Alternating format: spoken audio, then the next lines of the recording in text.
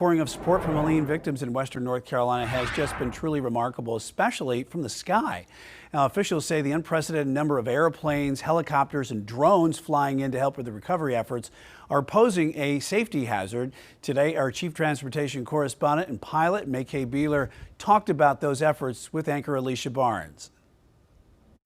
I mean, very concerning because we know people have big hearts, and especially if you're a pilot and you can get supplies to an area, but at the same time, safety does come into play. Absolutely, and the skies have been crowded more than usual. So yeah, it's all for safety's sake, and you know, ensuring that there was coordination and ample room both in the air and on the ground at Helene donation sites for both military and civilian aircraft to operate smoothly without the risk of near misses. So look at this video. It demonstrates how relief missions are crowding ground and flight personnel as they compete for space to deliver supplies.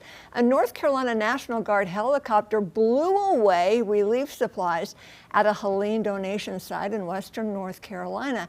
What happened when this Black Hawk was attempting to land to drop off generators, but according to reports, the pilot determined the landing zone, it was unsafe, too close to a supply tent with numerous people and things. So when the pilot decided to abort the landing, adding power to climb, the force of the rotor rush, or wash, I should say, sent supplies flying. And since the storm, the FAA has reported a 300% increase in air traffic over western North Carolina. And you know, for remote airfields, many without air traffic control towers, heightened traffic volume, what can be chaotic. And according to the director of the NCDOT Division of Aviation, she says, look, we want every pilot, aircraft, and airport staff member to go home safely every night of the response. So to ensure safe relief and rescue operations, federal and state agencies, including the FAA, NC National Guard, and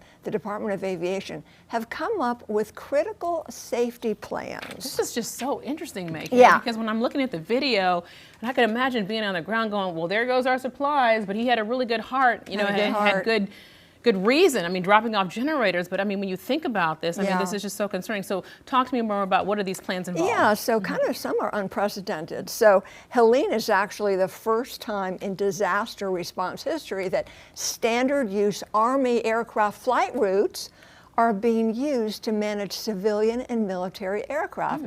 I know you're thinking, well, what are those?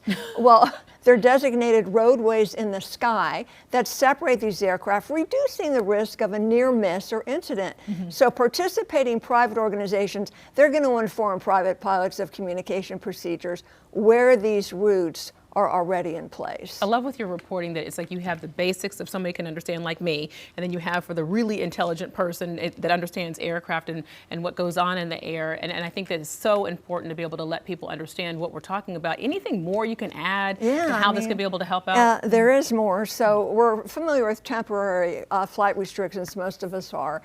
Those are being put in place. There are also temporary air traffic control towers being put in place at airports that don't have them on a permanent basis. Also, prior permission request lines. Pilots can call ahead to schedule landing and unloading times to reduce congestion and risk. And as I said about those temporary flight restrictions, the FAA can issue those at the request of local authorities. They don't ban aircraft from disaster relief. Civilian and volunteer operations, they can access this restricted airspace if they are coordinated with emergency responders. Yeah, do you have any advice if you are a pilot and you have access to an aircraft and you want to be able to help out and you have that bleeding heart and say, hey, I'm trying to be able to do this, but you want to do it safely? Any advice? Yeah, and many pilots have their own planes. They're doing this on their own dime. So check the NOTAMs. Pilots know what that is actually. And also for your pre-flight planning, check to see if there are any temporary flight restrictions, and do file a flight plan so that air traffic control knows you're coming, how many airplanes are going to be in that area. So air traffic management needs to be aware that you're going to do this. Get with an organized group that has a dispatcher. They have access to all these procedures we talked about. So do know that airspace is limited due to ongoing air missions by the National Guard. So private pilots, we do need your help, but coordinate before any humanitarian relief missions in North Carolina. And you can get that information, qcnews.com. Yeah. Also NCDOT, Division of Aviation, can So help. interesting. Just a quick question, and if you can't answer, I totally understand, but can you be fined if for some reason that you fly somewhere and you make a mess like that, like when you saw the helicopter come in, could you face a negative effect? Only really if it's done out of criminal intent. Okay. If you make a mistake, you'll get remedial training.